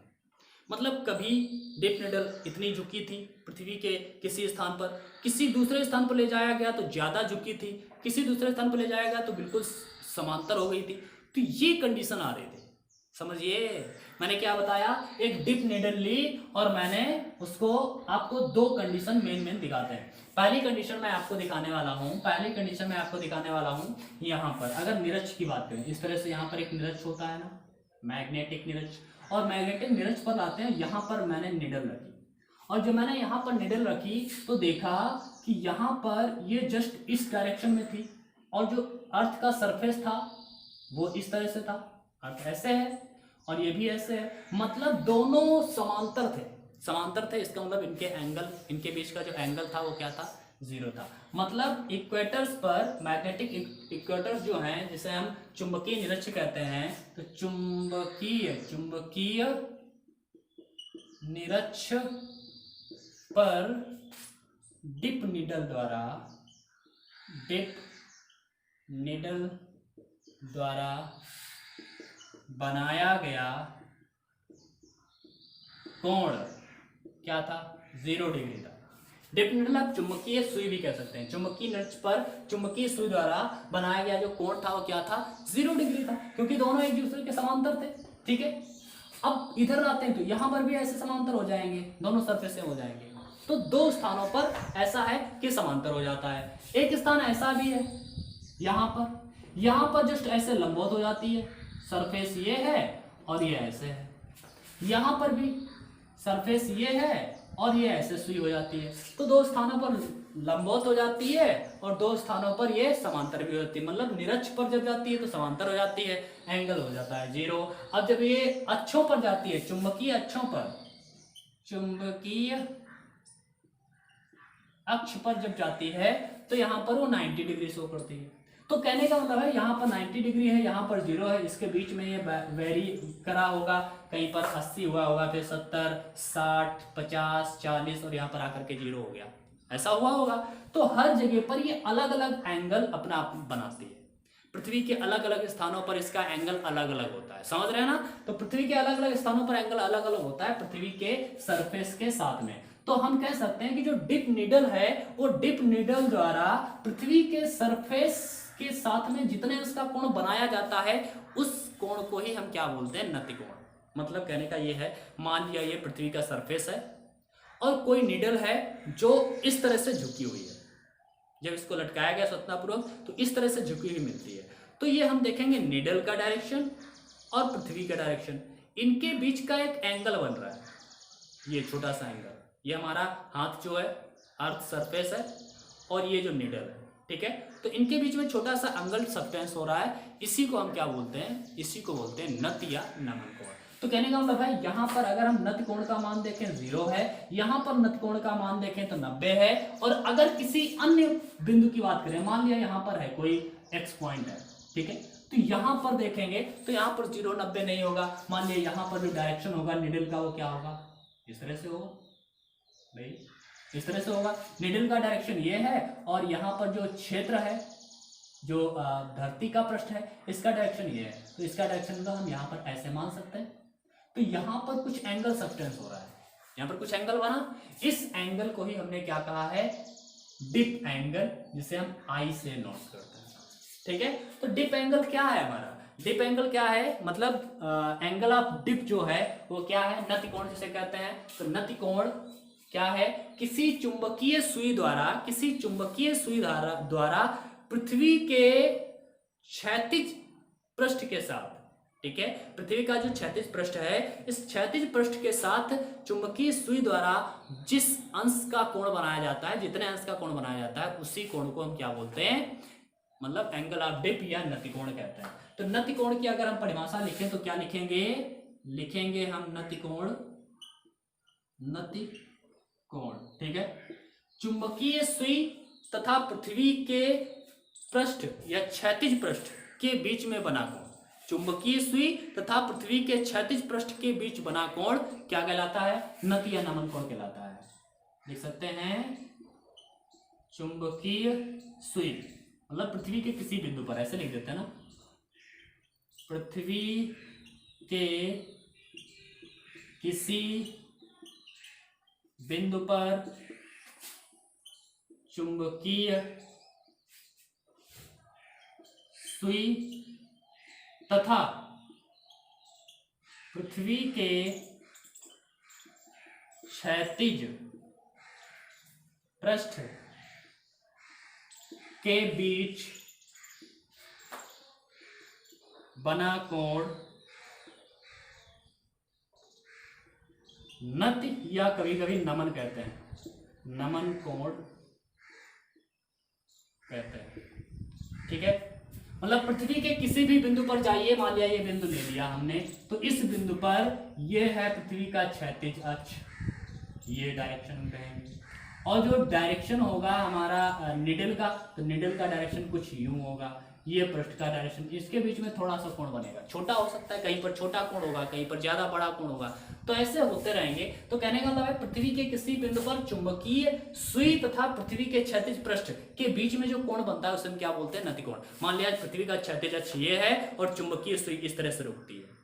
चुंबकीय सुई हमेशा ऐसे नहीं रहती है, हमेशा ऐसे कहां पर होगी? तो हमेशा ऐसे इक्वेटर पर होती है, बिल्कुल समांतर हो जाती है, तो ऐसे रुकेगी। ठीक है, इक्वेटर के अलावा अन्य जगहों पर जाएंगे तो हमेशा या तो इधर झुकी रहेगी या फिर इधर झुकी रहेगी। ठीक है, तो ये हम कह सकते हैं ये सुई है, चुंबकीय सुई है, और पृथ्वी का पृष्ठ है, ये चुंबकीय सुई इस तरह से झुकी हुई है, तो इनके बीच का कुछ ना कुछ कोण बनेगा, इसी कोण को हम क्या बोलेंगे? नति कोण। तो पृथ्वी के मतलब किसी भी स्थान पर, पृथ्वी के किसी भी बिंदु पर चुंबकीय सुई तथा पृथ्वी के क्षैतिज पृष्ठ के बीच बने कोण को हम क्या कहते हैं? नति या नमन कोण कहते हैं। मैंने लिख दिया है, और इसे एनसीईआरटी लिखती है आई से, कई बुकों में थीटा लिखा होता है, डेल्टा लिखा होता है, लेकिन ये एनसीईआरटी में क्या लिखा है? आई। ठीक है, तो इसे हम आई से व्यक्त करते हैं। मेरे ख्याल से समझ में आ गया होगा। ये जो एंगल ऑफ डिप है हमारा नति कोण है, ये ध्रुवों पर 90 अंश हो जाता है, क्योंकि 90 अंश बिल्कुल सीधी हो जाती है, यहाँ पर ऐसे पृथ्वी का सरफेस है और ये बिल्कुल ऐसे सुई सीधी हो जाती है, तो मतलब 90 अंश का कोण बना रही है। ठीक है, समांतर हो जाती है तो जीरो, तो जीरो कब होती है? निरक्ष पर जीरो हो जाता है नति कोण, और अक्षों पर मतलब चुंबकीय अक्षों पर ये समांतर 90 अंश का कोण बनाता है। ठीक है, मतलब लंबवत होता है। ठीक है, तो ये मेरे ख्याल से आपको इतना अब समझ में आ गया होगा। अब हम आगे की बात करते हैं। देखिए, मान लिया कि ये हमारा अर्थ है, ठीक है, ये अर्थ है और ये ऐसे चुंबकीय बल रेखाएं गई हैं। ठीक है, अब हम किसी भी पॉइंट की बात करें, जैसे ये चुंबकीय बल रेखाएं आई हैं इस तरह से, हमने इस एक्स पॉइंट की बात की है। एक्स पॉइंट पर जो हमारा निडल का डायरेक्शन होगा, वो इस तरह से होगा, ये निडल का डायरेक्शन होगा। ठीक है, और यहाँ पर जो सरफेस का डायरेक्शन है ये है, कह सकते हैं ये जो है सरफेस का डायरेक्शन है, जैसे समांतर है तो यहाँ पर मैंने बना दिया, ये चुंबकीय, ये पृथ्वी के सरफेस का डायरेक्शन है, और ये क्या है? निडल का डायरेक्शन। ये पॉइंट कौन सा है? एक्स।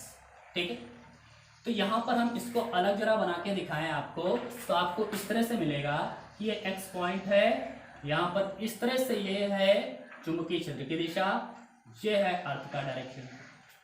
तो इस वाले को हम कह सकते हैं क्षैतिज अक्ष है ये, और इसको अगर हम कहें तो इसे हम ऊर्ध्वाधर अक्ष भी कह सकते हैं।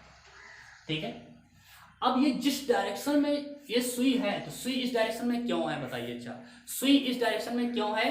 क्योंकि यहाँ पर चुंबकीय क्षेत्र का डायरेक्शन ये है। चुंबकीय क्षेत्र मतलब पृथ्वी का चुंबकीय क्षेत्र है, जिसे हम बीई से लिखते हैं। किससे लिखते हैं? बीई से। तो बीई का डायरेक्शन ये है, बी मतलब चुंबकीय क्षेत्र का, ई मतलब अर्थ का। तो अर्थ का चुंबकीय क्षेत्र का डायरेक्शन क्या है, जो हमने यहाँ पर दिखाया है। अब इस अर्थ के डायरेक्शन को, अर्थ के चुंबकीय क्षेत्र को, यहाँ पर क्या है भाई, यहाँ पर ये वाला जो एंगल होता है इसे हम एंगल ऑफ डिप कहते हैं। मतलब ये चुंबकीय क्षेत्र का क्षैतिज घटक है और ये चुंबकीय सुई की दिशा है, इनके बीच बने कोण को ही हम क्या कहते हैं? एंगल ऑफ डिप, मतलब नति कोण कहते हैं। तो ये है आई। अब हम इस चुंबकीय क्षेत्र को इस वाले क्षैतिज घटक और इस वाले ऊर्ध्वाधर घटकों में अगर अलग अलग बांटें तो क्या हो जाएगा? तो हम इसको, इसके क्षैतिज घटक को क्या बोलेंगे? BH, और इसको क्या बोलेंगे, बीवी, मतलब horizontal component of magnetic field of earth. ठीक है, मतलब चुंबकीय क्षेत्र का क्षैतिज घटक ये है, पृथ्वी के चुंबकीय क्षेत्र का क्षैतिज घटक हॉरिजॉन्टल कंपोनेंट से बोलते हैं। ठीक है, और ये है वर्टिकल कंपोनेंट, मतलब चुंबकीय क्षेत्र का ये है ऊर्ध्व घटक, जिसे हम बोलते हैं ऊर्ध्वाधर घटक, बीवी, vertical component of earth magnetism. ठीक है, तो ये हो गया।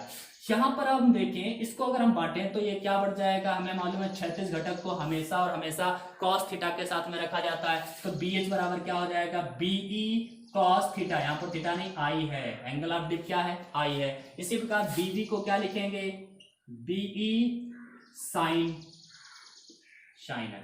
मतलब कहने का ये है, जो हम कहें अगर ये चुंबकीय क्षेत्र का रियल ये चुंबकीय क्षेत्र है, इसको हमने क्षैतिज और ऊर्ध्वाधर घटकों में अगर बांटा है तो क्षैतिज घटक क्या हो जाएगा, BE cos I, क्योंकि क्षैतिज के साथ में हमेशा cos आएगा, और ये क्या हो जाएगा, ऊर्ध्व घटक, जिसे हम बोलेंगे BE sin I। तो ये आपको पता होगा कि BE cos I और BE sin I, BH ये क्या है, अच्छा BH क्या है, जिसको हम बता देते हैं, आपको लिख देते हैं क्योंकि आप लोग फिर घबरा जाते हैं। BH क्या है, पृथ्वी के चुंबकीय क्षेत्र का क्षैतिज घटक है, क्षैतिज घटक है ये। ठीक है, और BV क्या है, तो पृथ्वी के चुंबकीय क्षेत्र का ऊर्ध्व घटक है। ठीक है, ऊर्ध्व घटक है, क्षैतिज घटक है। हम कह सकते हैं, इसको जरा हम मिटाते हैं, इसको जरा हम मिटाते हैं इस तरह से। ठीक है, और अब देखिए जरा ध्यान से देखिए, हम कह सकते हैं कि BH बराबर क्या होगा, BE cos I, क्षैतिज घटक। इसको याद रखिएगा क्योंकि यही मेन इंपॉर्टेंट चीज है, ये आपको न्यूमेरिकल्स, इस पर बेस्ड न्यूमेरिकल्स बहुत आता है। ठीक है, तो इसको याद रखिएगा। और BV क्या है, तो BV जो है वो BE sin I होगा। Okay, BE sin I। तो अब हम इसको अगर भाग कर दें, ये इक्वेशन नंबर 2 को डिवाइड कर दें इक्वेशन नंबर 1 से, तो क्या बनेगा भाई, BV बटे BH, BV अपान BH बराबर में क्या हो जाएगा, BE sin I upon BE cos I। भाई 2 को 1 से डिवाइड किया, 2 को 1 से किया है। ठीक है, तो BE से BE कैंसिल, साइन बटे cos क्या होता है, tan, मतलब tan I इक्वल क्या हो जाएगा, BV अपान BH। ये फार्मूला आप लोग याद रखिएगा, बहुत ही इंपॉर्टेंट है, इस पर बेस भी न्यूमेरिकल्स आ जाते हैं। ठीक है, तो इसको जरूर याद रखिएगा कि BV और BH। ठीक है, आपका क्लियर हो गया। हमने क्या बताया है, चुंबकीय क्षेत्र, मान लिया कोई भी चुंबकीय सुई है इस डायरेक्शन में रुकी, तो उसका क्षैतिज घटक और ऊर्ध्व घटक मैंने बांट दिया है। BE cos I होगा हमारा क्षैतिज घटक, BE sin I होगा हमारा ऊर्ध्व घटक। दोनों इक्वेशन हमने बनाए, दोनों को डिवाइड किया, tan I इक्वल क्या बन गया है, BV अपान BH बन गया है। ठीक है, तो इसको जरा नोट कर लीजिए, उसके बाद में हम आगे चलते हैं। बहुत ही इंपॉर्टेंट चीज़ है बच्चा, इसको जरा नोट करिए जल्दी से, और हम चलते हैं फिर आगे। और आगे भी कुछ चीज़ें अभी बताना है जो कि बहुत ही अच्छी बातें हैं, कुछ टर्म्स और हैं, उनको देखते हैं। तो सबसे पहले भौगोलिक यामोत्तर, चुंबकीय यामोत्तर और ये जो दिक्पात कोण, ये क्या होता है, इसके बारे में जरा हम लोग जानकारी ले लेते हैं। ठीक है, तो देखते हैं, अब नोट कर लिया होगा।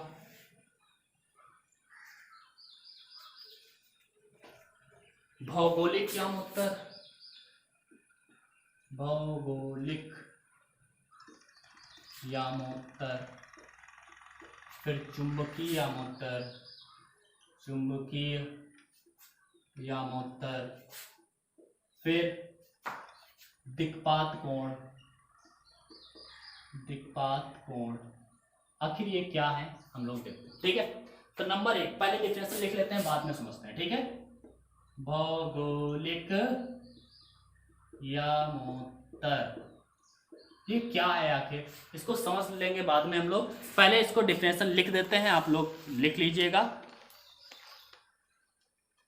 पहले इसकी डिफिनेशन लिख देते हैं और आप लोग लिख लीजिएगा, उसके बाद में ही फिर हम आपको समझाते हैं। ठीक है, तो देखिएगा मैंने लिख दिया है यहाँ पर भौगोलिक यामोत्तर, चुंबकीय यामोत्तर और दिक्पात कोण, आखिर क्या होता है। यहाँ पर मैंने लिखा है भौगोलिक यामोत्तर क्या है, पृथ्वी के किसी बिंदु पर भौगोलिक ध्रुवों तथा उस बिंदु से होकर जाने वाला तल जो होता है वो भौगोलिक यामोत्तर कहलाता है। मतलब क्या है, आप लोग इसको लिख लेना, पहले समझ लीजिए। मान लिया ये हमारा अर्थ है, ठीक है, ये हमारा अर्थ है और ये है हमारा भौगोलिक ध्रुव, ये है Ng, ये है Sg, ओके। और यहाँ पर इस तरह से भौगोलिक ध्रुव है ये, और इस तरह से उत्तरी ध्रुव होता है, मतलब चुंबकीय ध्रुव होते हैं Nm और Sm, ठीक है। तो अगर हम पृथ्वी के किसी भी बिंदु की बात करें, इस बिंदु की बात करें, इस बिंदु की बात करें, किसी भी बिंदु की बात करें, मान लिया हमने कोई बिंदु ले लिया x, ठीक है, तो x बिंदु की बात करें तो इससे होकर जाने वाला, इस बिंदु से होकर जाने वाला तथा इन दोनों भौगोलिक अक्षों से होकर जाने वाला कोई अगर हम एक तल लें तो इस तल को हम क्या कहेंगे, इस तल को ही हम कहेंगे भौगोलिक यामोत्तर। समझिए, मतलब पृथ्वी के किसी बिंदु तथा भौगोलिक अक्षों से होकर जाने वाले तल को हम क्या कहेंगे, भौगोलिक यामोत्तर। मतलब भौगोलिक अक्षों तथा पृथ्वी के किसी बिंदु से होकर जाने वाले तल को हम कहते हैं भौगोलिक यामोत्तर कहते हैं। इसको फील करिए, मान लीजिए ये जरूरी है कि x यहाँ है, x यहाँ पर भी हो सकता है, इसके बीच में हो सकता है, मतलब इस तल से होकर जा रहा हो, इस तल में ही ये x उपस्थित हो, ठीक है। तो एक ऐसा तल लिया, मान लिया ये हमारी अर्थ है और ये इसका अक्ष है, एक यहाँ पर अक्ष है उत्तरी ध्रुव और दक्षिणी ध्रुव, और यहाँ पर कोई बिंदु हमने लिया है, तो इन दोनों अक्षों से और इस बिंदु से होकर गुजरने वाला एक ऐसा तल होगा, इस तल को हम क्या कहेंगे, भौगोलिक अक्ष कहेंगे, ठीक है। और इसी प्रकार है पृथ्वी के समीप किसी बिंदु पर चुंबकीय ध्रुवों तथा उससे होकर जाने वाला है, उस बिंदु से होकर जाने वाले तल को हम क्या कहेंगे, चुंबकीय यामोत्तर। मतलब जब भौगोलिक अक्षों तथा बिंदु से होकर जाने वाला तल होगा वो क्या होगा, वो होगा हमारा भौगोलिक यामोत्तर। अब जब कोई हम बात करते हैं कि चुंबकीय अक्ष तथा उस तल से जाने वाला जो पृष्ठ होगा उसको हम क्या कहेंगे, चुंबकीय यामोत्तर। मतलब चुंबकीय पृष्ठ है और चुंबकीय ध्रुव और इससे होकर जाने वाला कोई भी पृष्ठ हो, इस तरह का जो हमारा तल होगा इसको हम क्या बोलेंगे, चुंबकीय यामोत्तर। तो चुंबकीय यामोत्तर और भौगोलिक यामोत्तर क्या है, मतलब भौगोलिक यामोत्तर की जब का बात करेंगे तो हम भौगोलिक ध्रुवों की बात करेंगे कि भौगोलिक ध्रुवों तथा किससे, उस बिंदु से, जिस बिंदु की हम बात कर रहे हैं, ठीक है, पृथ्वी की किसी बिंदु की बात करें तो भौगोलिक ध्रुवों तथा पृथ्वी के किसी बिंदु से गुजरने वाला कोई तल होता है तो उसे हम क्या बोलते हैं, भौगोलिक यामोत्तर, ठीक है। अब चुंबकीय ध्रुवों तथा किसी बिंदु से गुजरने वाला जो तल होता है उसे हम क्या बोलते हैं, चुंबकीय यामोत्तर। तो चुंबकीय यामोत्तर अगर हम यहाँ पर बात करें इस तरह से, ध्यान से देखिएगा, ये हमारा है, ठीक है, ये हमने मान लिया ये क्या है हमारा, चुंबकीय यामोत्तर, चुंबकीय यामोत्तर, ओके। और यहीं से इस तल, इसी बिंदु से हमने मान लिया कि ये बिंदु है, यहाँ पर इस तरह से हमने इधर साइड में बिंदु माना, ये बिंदु है और इस तरह से तल है, ठीक है। दूसरा तल इससे होकर के जा रहा है, एक तल इनसे होकर के जा रहा है, मतलब भौगोलिक अक्ष से एक चुंबकीय अक्ष से, ठीक है। तो ये हमारा x बिंदु है यहाँ से, और इन भौगोलिक अक्षों, चुंबकीय अक्षों से होकर जाने वाला जो तल था उसको हमने बोला है चुंबकीय यामोत्तर। और जो भौगोलिक अक्षों से होकर के जाएगा तल उसे हम बोलेंगे भौगोलिक यामोत्तर, ठीक है। ये हमारा क्या है, भौगोलिक यामोत्तर। अब चुंबकीय यामोत्तर और भौगोलिक यामोत्तर समझिएगा, बात को समझिएगा। मान लिया कि एक ये तल है जो चुंबकीय अक्ष और उस बिंदु, ये बिंदु है और ये दोनों अक्ष हैं, चुंबकीय अक्ष ये है, ये बिंदु है, तो इससे होकर जाने वाला ये तल है पूरा है, ठीक है, इस तरह से रखा हुआ है। अब दूसरा तल जो है वो चुंबकीय अक्षों से, चुंबकीय अक्ष यहाँ पर है और ये बिंदु है, तो इन बिंदुओं तथा चुंबकीय अक्षों से एक तल जाएगा, इस तरह से आप लोग इधर से देखिए, ठीक है। तो इस तरह से पीछे होगा, एक तल ये है, एक तल ये है, इस टाइप का होगा। कैसे आपको समझाऊं, इसको मार्कर को यहाँ लगाते हैं, हाँ हाँ। तो इन दोनों तलों के बीच में एक एंगल बन रहा है, थोड़ा सा एक कोण बन रहा है, ठीक है। उस कोण को हमने क्या कहा है, उस कोण को हम कहेंगे दिक्पात कोण। समझ गए? उस कोण को क्या बोलेंगे? दिक्पात कोण कहेंगे। एक ये तल है और एक पीछे से तल है, मतलब एक ये तल है और एक पीछे से तल है, इस तरह से पीछे की ओर है, तो उनके बीच में जो कोण बन रहा है वो कोण है हमारा दिक्पात कोण। इसको फील करिए, ज्यादा 3D में इसको फिगर को फील नहीं कराया जा सकता, कैसे इमेजिन करवाएं आप लोग इमेजिन करिए, ठीक है। तो आप लोगों को ये पता है कि अगर कोई भी तल ऐसा है जो भौगोलिक अक्षों तथा किसी बिंदु से होकर के जाता है उसे हम बोलेंगे भौगोलिक यामोत्तर, और जब किसी चुंबकीय ध्रुवों तथा किसी बिंदु से होकर के जाता है उसे बोलेंगे चुंबकीय यामोत्तर। चुंबकीय यामोत्तर और भौगोलिक यामोत्तर के बीच में जो कोण होता है उसे हम बोलते हैं दिक्पात कोण। मतलब पृथ्वी के किसी बिंदु पर भौगोलिक यामोत्तर तथा चुंबकीय यामोत्तर के बीच बने कोण को क्या बोलते हैं? दिक्पात कोण। बहुत ही सरल है, और दिक्पात कोण को हम लिखते काहे से हैं? तो एनसीईआरटी में डी से लिखा गया है, कहीं कहीं पर आपको ए से मिलेगा तो कोई दिक्कत वाली बात नहीं है, एनसीईआरटी कहती है डी से, ठीक है, तो डी से लिखा गया है। तो ये आपको बात पता चल गई होगी भौगोलिक यामोत्तर और चुंबकीय यामोत्तर के बारे में अच्छे से। अब हम बात कर लेते हैं भू चुंबकत्व के अवयव। आखिर ये बहुत ही पूछा जाने वाला क्वेश्चन है, भू चुंबकत्व के अवयव क्या है, और सब कुछ जानते हैं, सभी बच्चे जानते हैं अगर ये पढ़े हैं सब कुछ, लेकिन बताया पूछा जाता है तो फिर लिख नहीं पाते हैं, ठीक है। तो भू चुंबकत्व के अवयव क्या हैं देखते हैं, ठीक है। भू चुंबकत्व के अवयव मतलब किसी भी पृथ्वी के किसी बिंदु पर अगर हमें चुंबकीय क्षेत्र का मान पता करना हो या फिर डायरेक्शन पता करना हो तो हम उसके बारे में पूरी जानकारी किन किन अवयवों की सहायता से, किन किन बातों से पता कर सकते हैं। तो नंबर एक दिक्पात कोण है, मतलब दिक्पात कोण अगर हमें पता है। नंबर 2 नति कोण पता होना चाहिए, और नंबर 3 पृथ्वी के चुंबकीय क्षेत्र का क्षैतिज घटक पता होना चाहिए। दिक्पात कोण को हम किससे लिखते हैं? डी से, नति कोण को आई से, और क्षैतिज घटक को हम BH से लिखते हैं, ठीक है। तो ये तीनों चीजें अगर हमें पता है तो हम पृथ्वी के किसी भी बिंदु पर चुंबकीय क्षेत्र का मान और उसका डायरेक्शन सब कुछ आसानी से पता कर सकते हैं। तो भू चुंबकत्व के यही 3 अवयव कहे जाते हैं, और भू चुंबकत्व के अवयवों की जो डिफिनेशन है, दिक्पात कोण हो या नति कोण हो, आप लोग समझ चुके हैं। दिक्पात कोण क्या है? भौगोलिक यामोत्तर तथा चुंबकीय यामोत्तर के बीच में बना हुआ कोण दिक्पात कोण कहलाता है। नति कोण क्या है? तो चुंबकीय सुई तथा पृथ्वी के क्षैतिज अक्ष के क्षैतिज पृष्ठ से